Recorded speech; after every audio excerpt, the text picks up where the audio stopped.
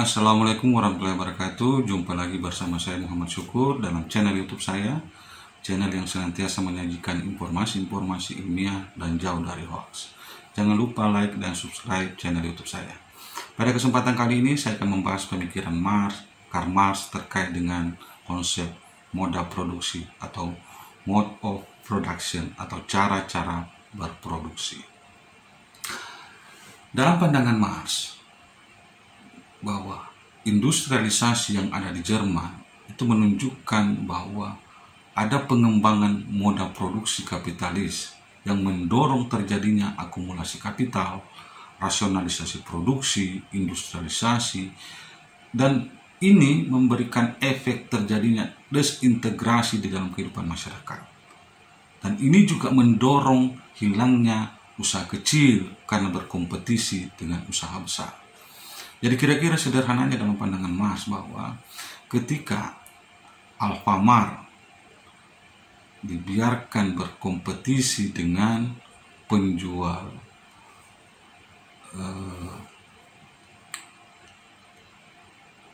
gelontongan, penjual barang campuran, maka penjual barang campuran akan mati. Kenapa itu bisa terjadi? Karena cara-cara berproduksi antara Alfamart dan pedagang-pedagang kelontongan, pedagang-pedagang campuran itu sangat berbeda. Alfamart dicirikan oleh cara berproduksi kapitalis, sedangkan penjual kelontongan, penjual barang campuran itu dicirikan cara berproduksi non-kapitalis atau prakapitalis. Cara-cara berproduksi kapitalis itu senantiasa diwarnai oleh efisiensi waktu, kemudian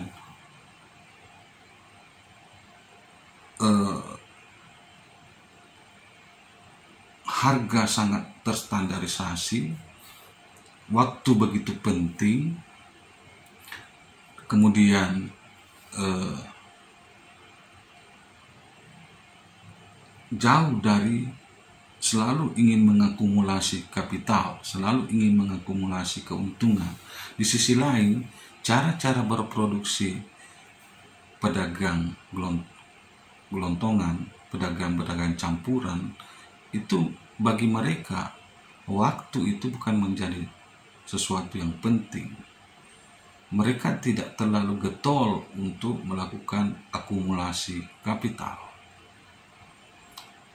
Contoh konkretnya begini, kenapa saya katakan bahwa Alfamart itu sangat getol melakukan akumulasi kapital. Coba kita tengok, meskipun misalnya Lebaran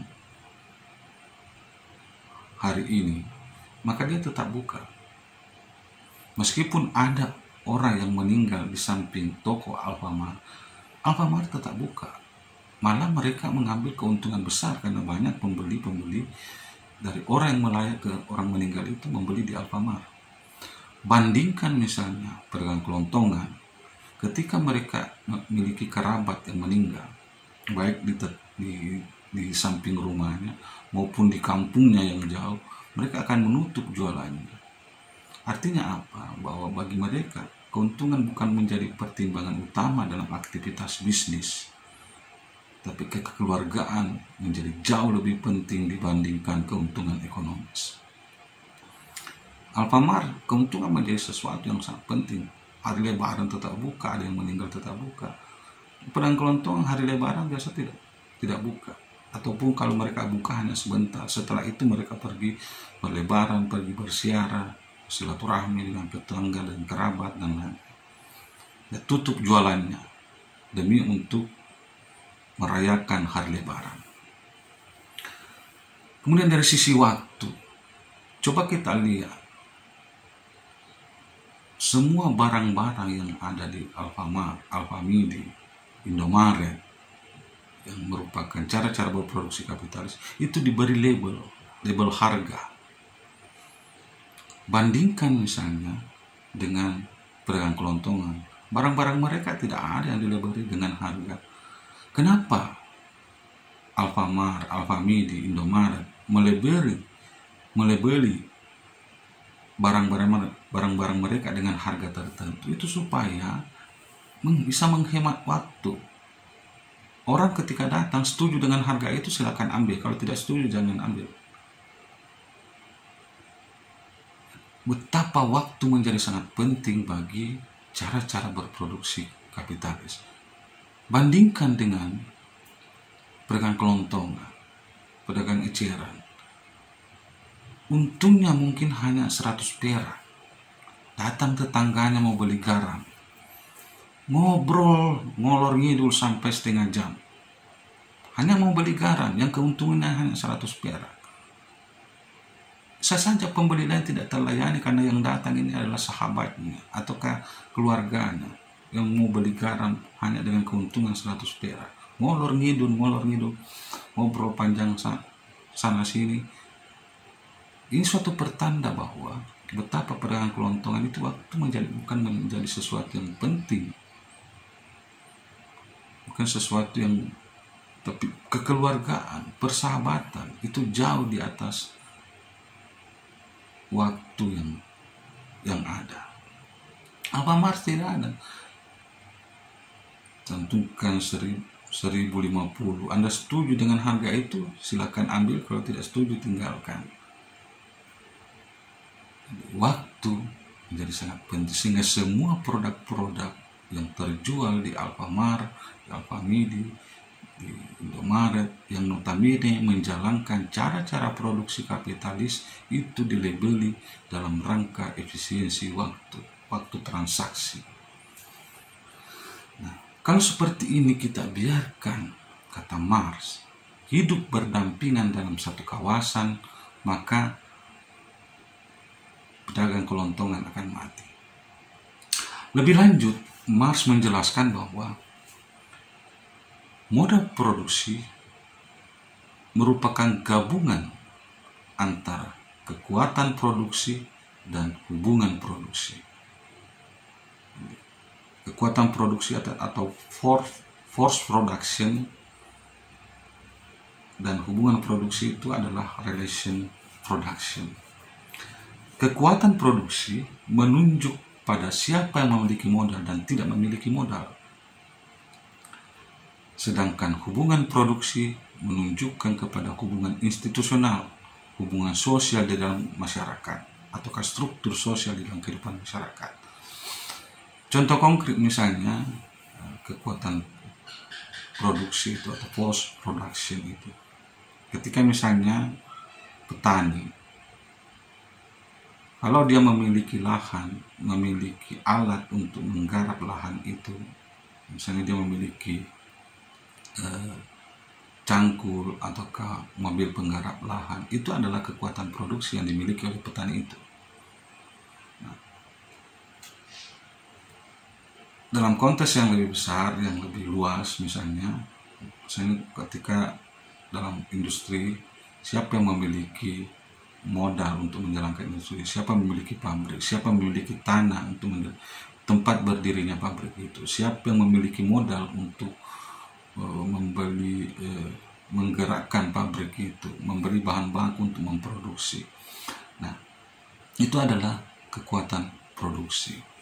Kekuatan produksi ini atau force production ini menentukan relasi produksi, hubungan produksi.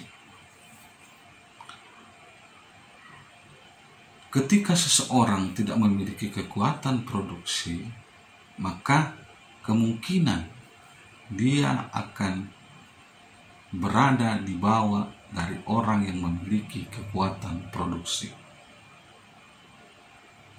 Ketika misalnya petani, dia tidak memiliki lahan, dia tidak memiliki juga traktor, dia tidak memiliki cangkul. Praktis yang mereka miliki hanya tenaga untuk menggarap sawah itu, maka si pemilik lahan ini, si pemilik traktor ini akan mempekerjakan beliau, tentu akan mengatur berbagai macam aturan yang harus ditaati oleh si penggarap itu, karena mereka posisinya sangat lemah karena hanya mereka memiliki kekuatan produksi dalam bentuk tenaga. dia tidak memiliki tanah, tidak memiliki alat untuk membajak tanah, sehingga praktis kekuatan produksinya hanya tenaga.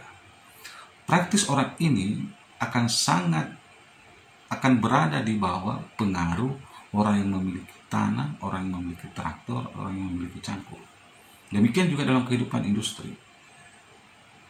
Kaum buruh yang tidak memiliki modal, hanya memiliki keterampilan dan tenaga untuk bekerja pada industri, tentu harus tunduk dan patuh pada pemilik perusahaan. Nah, makanya saya katakan bahwa kekuatan produksi akan sangat menentukan relasi yang terjadi, relasi produksi yang terjadi. Orang-orang yang memiliki kekuatan produksi bisa mengatur orang yang tidak memiliki kekuatan produksi.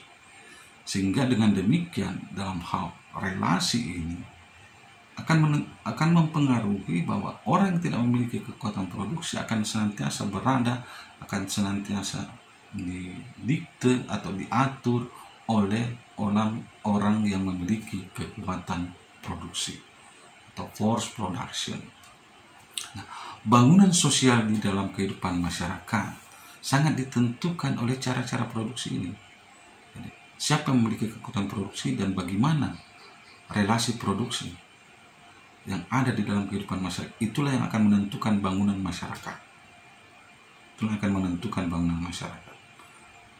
Ketika orang memiliki kekuatan produksi dan dia sangat menekan orang yang tidak memiliki kekuatan produksi, maka akan tercipta sebuah tatanan masyarakat yang sangat ditentukan keberadaannya oleh orang-orang yang memiliki kekuatan produksi.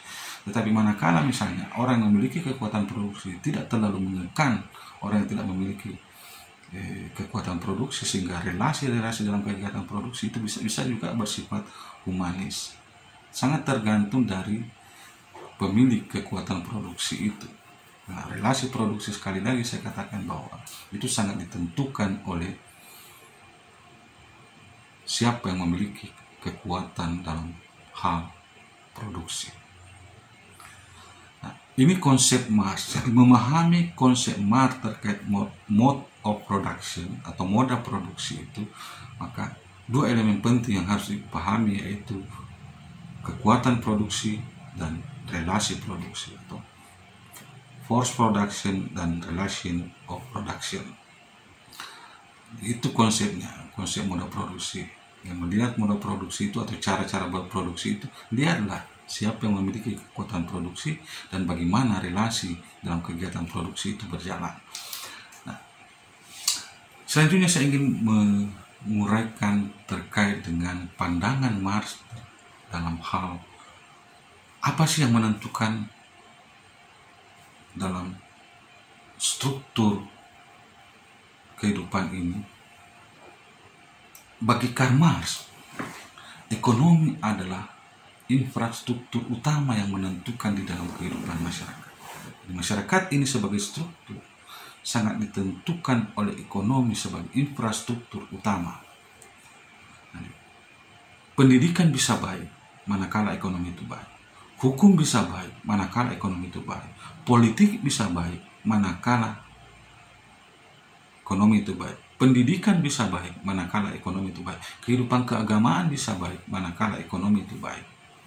Jadi ekonomi adalah unsur terpenting di dalam membangun struktur masyarakat. Bangunan utama, pondasi utama dari kehidupan ini dalam pandangan Marx adalah ekonomi. Contoh konkretnya begini. Pendidikan bisa baik manakala orang merasa nyaman berada di ruang kelas. Kursinya bagus, bangkunya bagus, ruang kelasnya nyaman, ada AC, ventilasi udara bagus. Untuk mengadakan itu, orang butuh ekonomi, orang butuh dana. Fasilitas dalam dunia pendidikan, internet bagus, itu juga butuh dana. Jadi pendidikan bisa baik manakala ekonomi itu baik. Demikian juga dalam kehidupan keagamaan. Agama ini bisa baik manakala ekonomi itu bagus. Orang bisa salat dengan khusyuk di atas permadani yang empuk, di dalam masjid yang sejuk, yang punya AC, punya ventilasi udara yang bagus, punya permadani yang bagus, orang bisa khusyuk. Tapi orang tidak bisa khusyuk salat di masjid karena panas, banyak kotoran, banyak debu, itu tidak bisa khusyuk. Tapi untuk mendapatkan tempat ibadah yang nyaman, orang butuh ekonomi, orang butuh duit. Untuk membeli permadani yang bagus untuk di tempat bersujud di masjid, itu butuh uang. Untuk membangun masjid yang megah, butuh uang. Untuk mengadakan AC di masjid, itu butuh uang. Jadi uang merupakan unsur penting untuk membangun kehidupan keagamaan yang baik.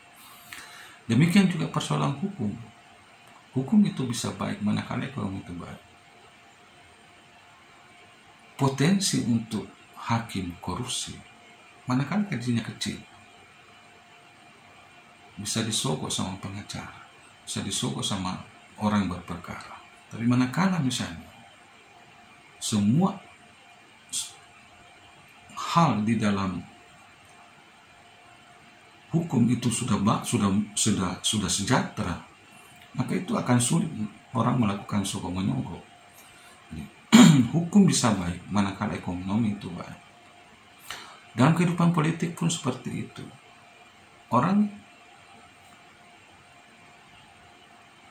Kehidupan politik bisa baik manakala ekonomi itu baik. Orang akan senantiasa memainkan money politik karena masih banyak sebagian masyarakat kita yang belum sejahtera, sehingga digunakanlah para politisi itu untuk melakukan money politik dalam rangka mengeruk suara dari orang-orang yang butuh uang. Tetapi kalau orang tersejahterakan semua, orang akan sulit, para politisi akan sulit melakukan money politik. Jadi politik bisa baik manakala ekonomi itu baik. Itu menurut Marx. Jadi ekonomi adalah infrastruktur utama di dalam kehidupan ini. Jadi kalau mau memperbaiki hal yang lain, politik, hukum, pendidikan, keagamaan, kebudayaan, dan lain-lain, itu perbaiki dulu ekonominya. Itu menurut Karl Marx. Kalau orang pendidikan lain lagi. Orang pendidikan mungkin akan mengatakan bahwa pendidikan adalah infrastruktur utama dalam kehidupan ini. Kalau pendidikan baik, orang hukum bisa baik, ekonomi bisa baik, keagamaan bisa baik, politik bisa baik. Orang agama lain lagi ceritanya. Mungkin dia akan mengatakan bahwa agama adalah infrastruktur utama di dalam kehidupan ini. Ekonomi bisa baik manakala orang memiliki sikap religiusitas. Politik bisa baik manakala orang sangat taat menjalankan agama. Pendidikan bisa baik manakala orang menjalankan agama. Jadi macam-macam itu persoalan perspektif di dalam memahami kehidupan masyarakat. Kemudian saya ingin lanjut ke pemikiran Marx terkait dengan kesadaran palsu. Dalam kehidupan ini, dalam pandangan Marx, orang kebanyakan hidup di dalam apa yang disebut dengan kesadaran palsu. Apa itu kesadaran palsu? Kesadaran palsu itu tidak lain adalah hak-hak individu untuk memiliki barang pribadi diterima begitu saja sebagai hal yang wajar atau take for granted. Nah, kenyataan ini didapat dari penilaian orang yang cenderung mempermasalahkan korban atau blaming the victim dan dalam masalah-masalah sosial. Misalnya, orang yang tinggal di pemukiman kumuh disebabkan karena ketidakmampuan mereka untuk membeli atau menyewa perumahan yang layak huni. Manakala orang yang tinggal di pemukiman kumuh ini menganggap dirinya bahwa saya wajar dan pantas tinggal di pemukiman kumuh karena saya tidak memiliki kemampuan untuk membeli dan menyewa perumahan yang layak huni, maka itu adalah sebuah kesadaran palsu dalam pandangan Marx. Atau contoh yang lain, orang yang menganggur dianggap sebagai orang yang tidak memiliki keahlian atau keterampilan sehingga mereka tidak mendapatkan pekerjaan.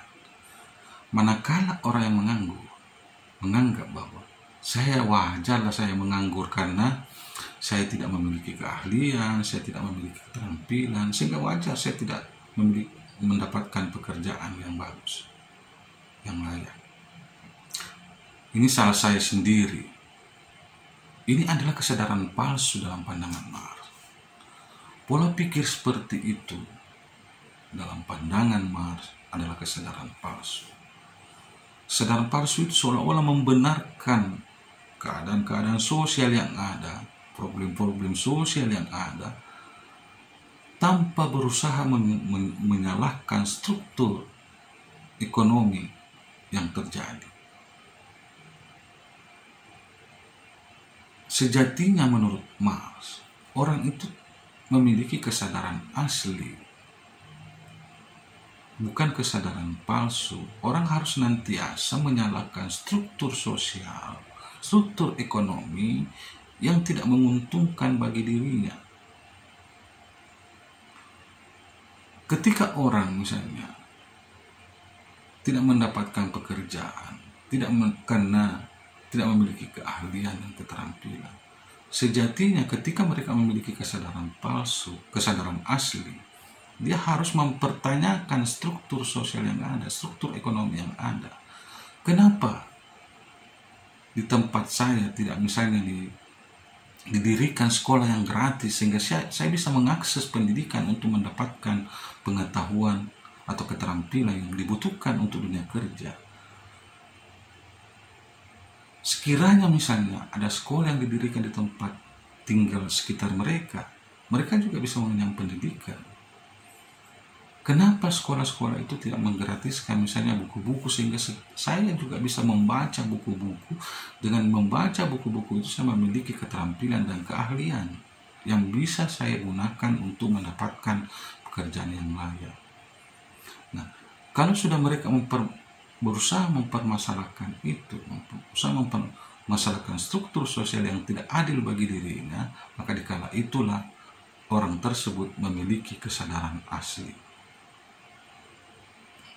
Saya bodoh karena tidak sekolah jauh dari tempat tinggal saya.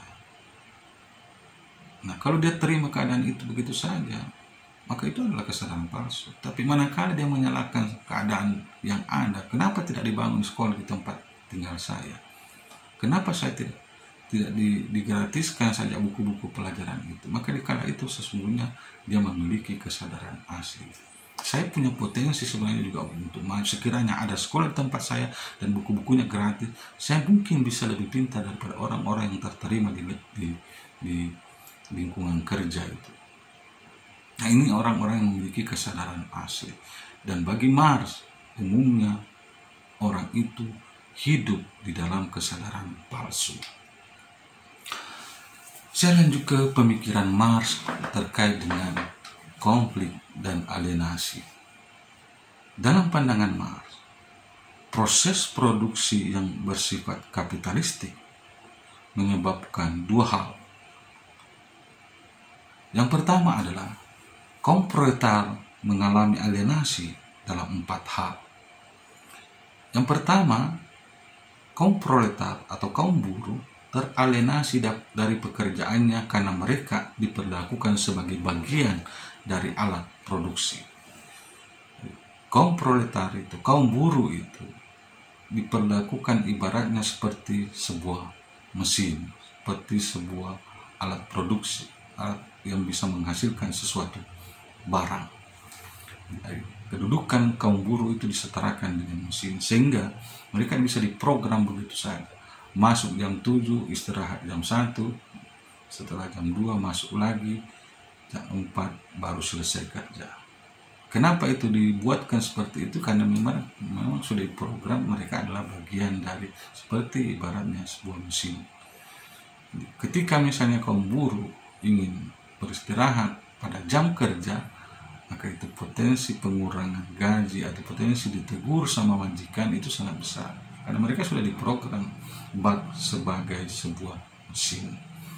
Dan betapa alienasi itu adalah keterasingan. Betapa terasingnya kaum buruh karena mereka mau beristirahat pada saat jam kerja, padahal di jam kerja itu mereka tidak boleh beristirahat. Bisa saja di jam kerja itu mereka sangat capek, sangat letih, sangat gundah gulana, tetapi mereka tidak boleh bekerja.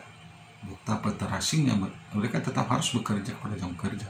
Karena itulah sudah diprogram oleh kaum majikan mereka, kaum pemilik modal. Betapa terasingnya kaum buruh di saat-saat seperti itu, karena mereka diperlakukan bak seorang alat produksi. Kemudian kaum buruh teralienasi dari hasil pekerjaannya karena mereka memperoleh upah. Jadi, kaum buruh terasing dari apa yang mereka kerjakan, apa yang mereka hasilkan karena mereka memperoleh upah. Jadi,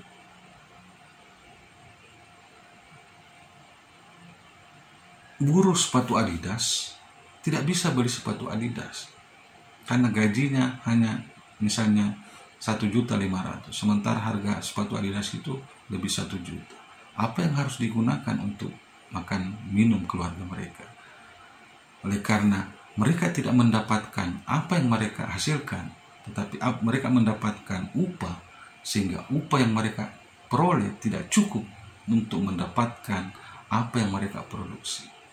Dalam konteks ini, kaum buruh mengalami keterasingan atau alienasi dari pekerjaan mereka, dari hasil pekerjaan mereka. Kemudian kaum buruh teralienasi dari pekerja lainnya karena mereka bersaing satu sama lain.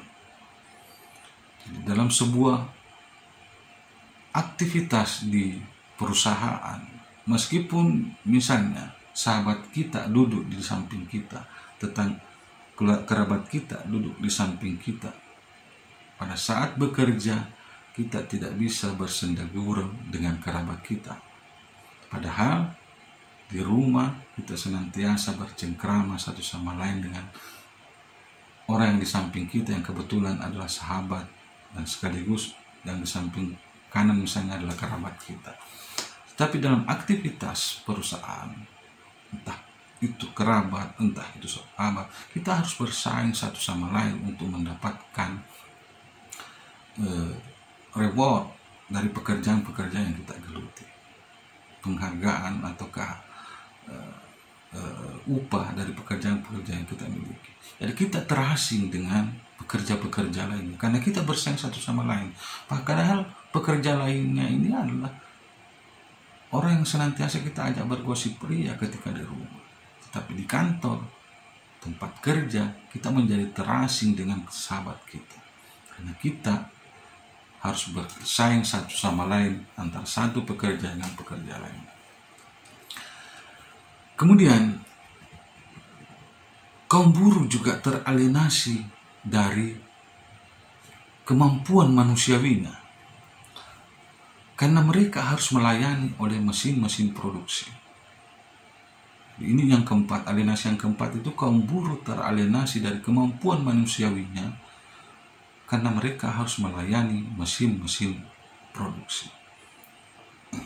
Jadi ketika mesin-mesin itu masih berproduksi, maka tidak ada cerita lain, harus dilayani. Tidak bisa misalnya seorang yang bekerja pada pabrik Indomie dalam hal memasukkan Indomie ke dalam kardus, itu tidak boleh beristirahat meskipun dia mungkin pada saat itu sangat ingin ke kamar mandi. Tetapi manakala Indomie itu berjalan terus lantas tidak ada yang gantikan, kan tidak bisa digantikan, karena mereka memang harus melayani masing-masing. Akan terjadi penumpukan Indomie ketika kaum buruh meninggalkan sedetik atau 2 detik saja dari pekerjaannya. Betapa teralienasinya, terasingnya kaum buruh karena mereka harus melayani mesin-mesin produksi. Ketika mesin itu jalan, dia harus tetap bekerja meskipun pada saat itu dia sangat ingin pergi ke kamar kecil untuk buang air kecil. Tidak bisa. Nah, ini adalah 4 hal yang menyebabkan kaum buruh teralienasi akibat cara-cara produksi kapitalis. Kemudian, konflik dan alienasi bahwa proses produksi yang kapitalis juga menyebabkan kaum borjuis dan kaum proletar terlibat dalam konflik yang tidak terelakkan.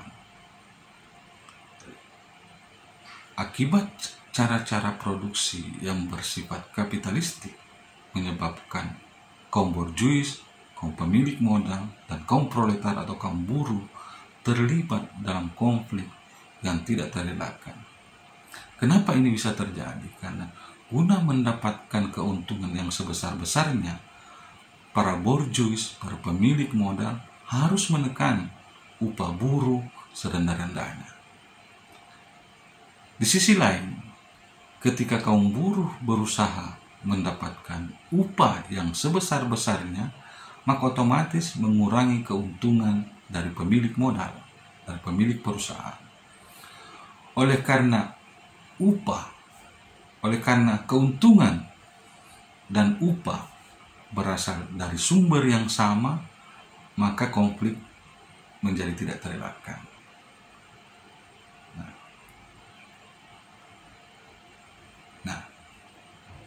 Keuntungan dan upah itu berasal dari sumber yang sama, sehingga inilah yang membuat konflik terus, menyebabkan terjadinya pertentangan antara pemilik perusahaan dan para buruh itu. Nah, jadi karena ketika kaum buruh menuntut upah yang lebih besar, itu akan mengurangi keuntungan para pemilik modal. Ketika kaum pemilik modal ingin mendapatkan keuntungan yang besar, otomatis mengurangi gaji kaum buruh. Di situ konfliknya, dan ini menjadi tidak terelakkan di dalam sebuah kegiatan industri yang bersifat kapitalis. Dalam pandangan Marx, bahwa ini tidak akan berubah kecuali ada perubahan dalam sistem produksi yang sesungguhnya bisa diubah. Dan sistem produksi yang bersifat kapitalistik itu harus dirubah dalam pandangan Marx, karena inilah yang merupakan penyebab terjadinya ketidakadilan itu. Tidak akan bisa muncul, tidak akan berakhir konflik itu manakala tidak ada perubahan dalam sistem produksi, dalam cara-cara berproduksi. Padahal itu sesungguhnya bisa diubah. Nah,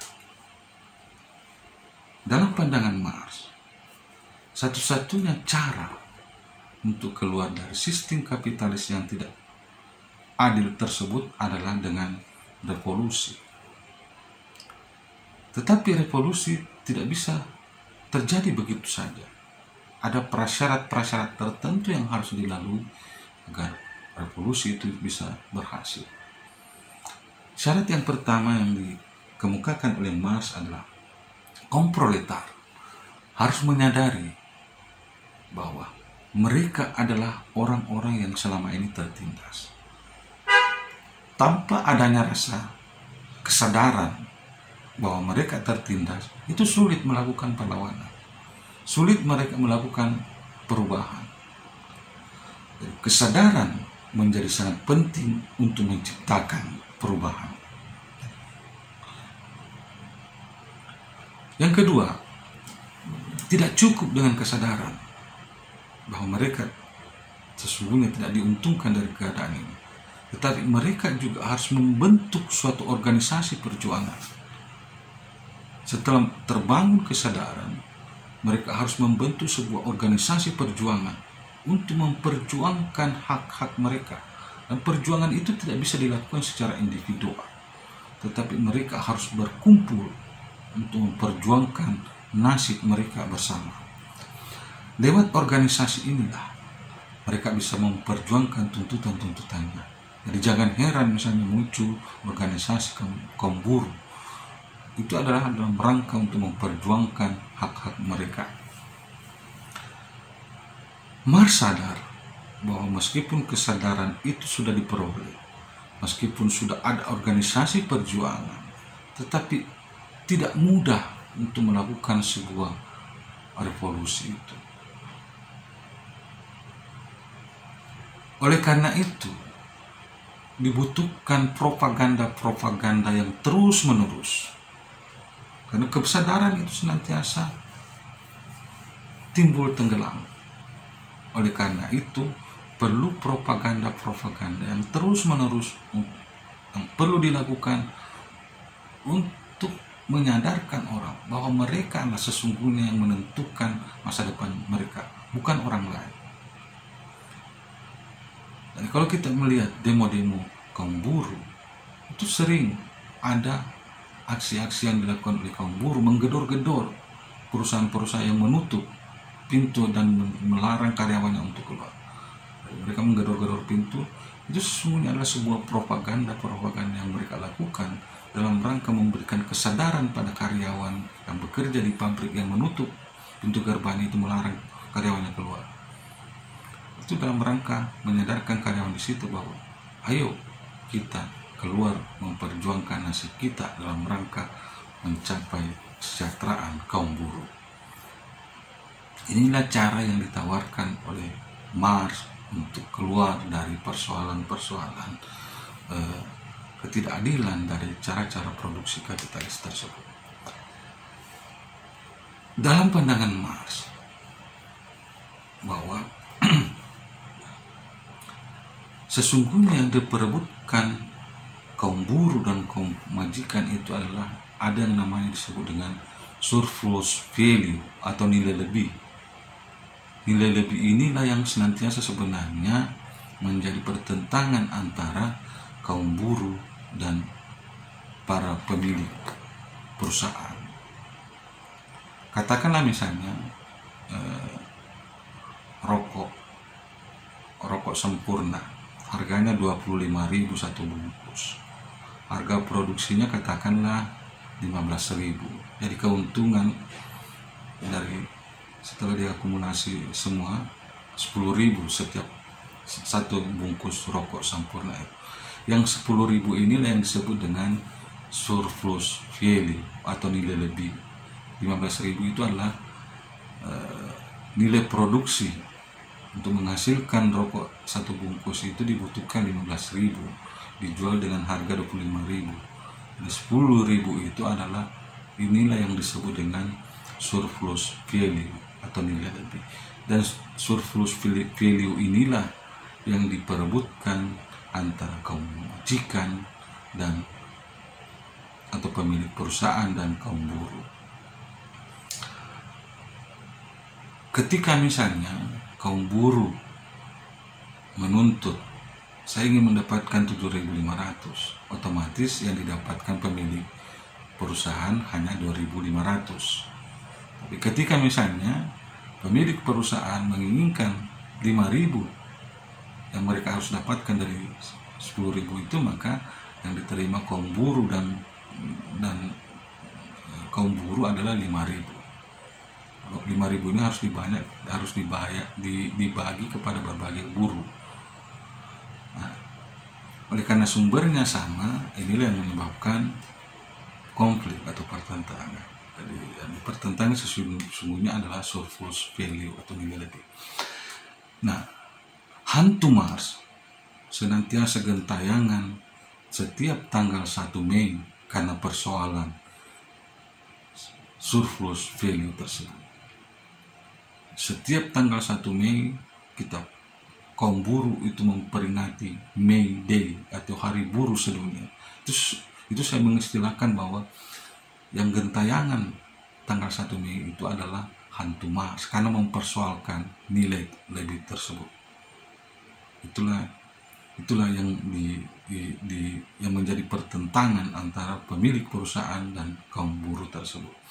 Saya kira ini yang bisa saya sampaikan untuk kali ini. Semoga bermanfaat. Sekian. Assalamualaikum warahmatullahi wabarakatuh.